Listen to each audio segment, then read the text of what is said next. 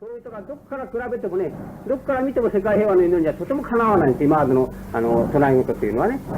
力としては力、世界平和の祈りはあるんですからね、中世の大公明が輝いてるのははっきりしてますね。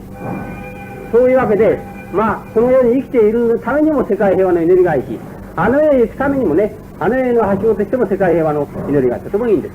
でこの間はね、この間までピンピンしてまして、柳生さんという人がいますね。この人はこれ亡くなったんですね。おとといかな。急に亡くなったのね。昨日だ。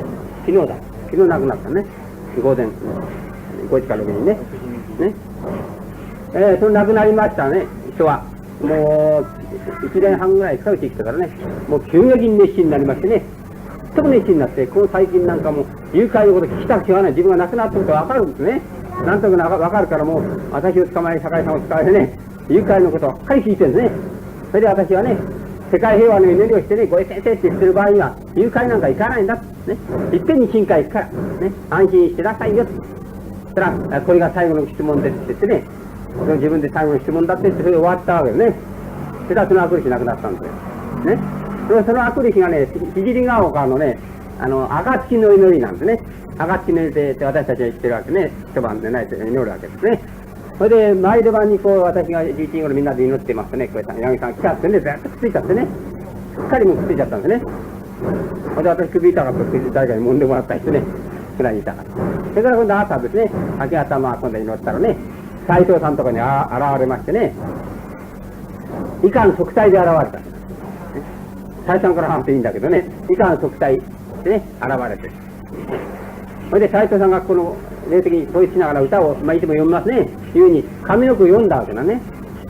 そしたら上の句につけて、上の句なんて読んだんです？上の句はね、アメツチの光となりてなり渡る。アメツチの光となりてなり渡るって上の句をね、斎藤さんが頭の中でこう読んだわけですね。統一しながらね。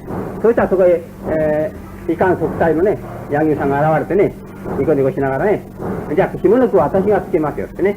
それで下の句は、なんていうの？ごい先生は我が命。ごい先生は我が命なりっていう下の句つけたね。全部言ってください。アメツチの光となりてなり渡る。ごい先生は我が命なり。そういうね、歌を読んだわけね。それで読んでね、ニコニコって笑ってお礼を言ってね、ありがとうニコニコ笑ってさーっと深海行っちゃったんですよね。そういうふうに、いっぺんにですね、ここへ来てから1年半ぐらいのもんですね。1年半。それで短期の足だったんですよね。それはそこまで行って、ついに1年半でしてね、深海へ。深海ってなかなか行けるところじゃないです。深海さーっとそのまま行っちゃった。ね。ということはどういうことかというとですね、まともに世界平和のお祈りをやりね、ごい先生っていうのは肉体のことを言うんじゃありません。いつか間違えていきませんよ。神様のね、中世の大光明の中に、ね、ごい先生って名を通して入ってしまうとですね、入りきると、そのまま亡くなって深海でね、働ける。そのまますぐ働ける。すぐ表現みたいになって働けるような、ね、そういうものすごい力が出てくるんですね。実にそれはね、柳生さんではっきり見せてもらったんですね、みんながね。さーっと深海。その代わり、ごい先生一点張りでね、最後亡くなって、手がやっと書いた時にごい先生と不可分と、ごい先生とは離れないというようなことを一つ書いてね、最後の絶筆になったわけですね。それで霊界から現れてね、ごい先生は我が命なり。こう言ってね、神様は我が命なりっていう意味と同じですね。そういう、歌をね、残していったわけです。大概死ぬ場合にね、死ぬ時には誰々に遺言したいとかさ、子供はどうしたとかね、いっぱい飲みたいとかなんとか、いろいろとね、卵みとみたいなこと言うんですよ、大体ね。ところがそんなものは何にもないね。ごい先生、世界平和の水門だけしかなくて、さーっと残ってる。だからいっぺんに深海ですね。だからこれを解釈しますとどういうことになるかというと、ね、何にも雑念がなくてね、すべて形跡姿で、どんないいことが現れても悪いことが現れても、どんな不幸が現れてもね、どういうものが現れても、それはみんな形跡姿で、世界平和の中に入れっぱなしに入れた人はね、そのまま誘拐も何もいらないんですよ。そのまま深海行っちゃおうと。で、こういうことになるんですよね。だからね、いわゆる、この私たちの神聖を邪魔しているものね、神の子である人間のことを邪魔しているもの、それは何かというと、自分自身の思いなんですね。人が邪魔してるわけでもなければ、悪魔が邪魔してるわけでもなければね、何でもないんですね。何が邪魔しているかというと、神様を離れた自分の思いだけは邪魔してる。神様を離れた自分の思い、いいとか悪いとかね、不足だとかなんだ、不満だとか、そういうね、思いだけが神様の命を表すのを邪魔している。完全円満性を邪魔しているわけですよね。そこで私はそういう全てのいいことも悪いこともね、神様を離れた思いというものは全て消えていく姿なんだと教えてるんですね。空でないんだっていうんじゃわからない。これはね、肉体はないんだよって言っても、これちょっとね、肉体がないって感じはなかなかわかるもんじゃない。物質はないんだって言っても、これはなかなかわかるもんじゃない。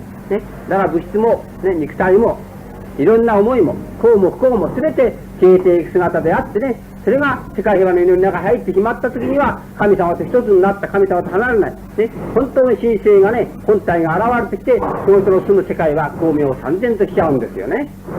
で、それヤギさんの場合には、亡くなったすぐ、金海行って光明三千としたわけですね。もう一つ早ければですよ。もう一つ早ければ、ね、肉体にいたままでね、いたままで光明三千とできるわけですね。いつでも何があっても、ちっとも不平の心も起こらない。不満足の心も起こらない。いつでも感謝の心がね、満ち満ちている。どんなに殴られても、ぶたれても蹴られてもね、どんな悪いことあっても、これは消えてくださったんだ、私の恩体が現れてんだ、ありがたいな。っていうふうにね、さーっと思えたら、これはそのまま仏なのね。なかなかそこまではいかないけれども、ね、そういうことは一番いい、それに近くなることがいいわけですね。だから皆さんは宗教をやる場合に、世界平和に祈る場合にね、どういうことが一番大事かというと、この世にこのままありながら、ね、この肉体にありながらね、不栄不満足ね、そういうものから超越する。ね、我慢するじゃありませんよ。我慢して不栄だけども我慢して、これを忍耐しなきゃなんて、私の立場はそういうのはダメなんですね。我慢しろというんじゃないんですよ。それは問題、我慢じゃなくて、今度それを超えていくね。それは問題にならない。消えてくださったら何にも問題にならないね。雨が降ろうと風が吹こうとね、雨が降れば傘させばいいし、風が吹けば鳥までよくすればいいし、ね。まあそういうふうに普通の当たり前に誰でもやるようなことをしながらですね、そんな悪そうなことが現れてきてもね、それにとらわれないという心境になりますと、その悪いものは悪いものじゃなくて良くなって変わってくる。パンパンと良くなって変わっていくね。そういうもんなんですよ。で、八木さんの一家なんかでも、そんな、まあ、実はまだ、この、働ける人ですから、本当はね。だから亡くなればね、後の人は困ってね、泣いたりわめたりして、こんな先生のとこ行っててもこんなだったなんて思うけれども、それは思わないみんなね。みんなありがたかったみんなね。みんなが感謝してね、みんなが感謝しちゃって、それで新海行ったこと本当に認めてね。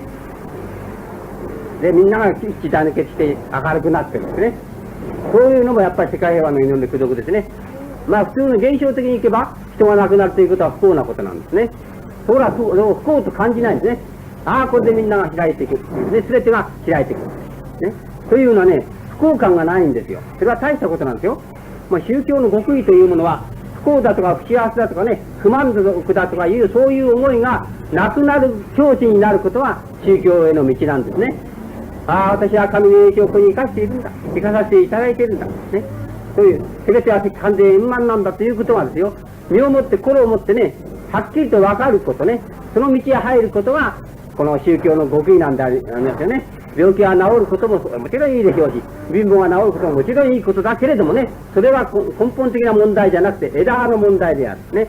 根本的な問題は何かというと、何があっても心が揺れない。ね。不動心ってね。心が揺れ動かない。恐れない。ね。嫌がらない。不満足がない。ね。いつでも満ち足りている。いつでも明るい。いつでも和やかだ。そういう人間になることが宗教の根本的な問題なんですね。それをうちの世界平和の夢では教えているわけです。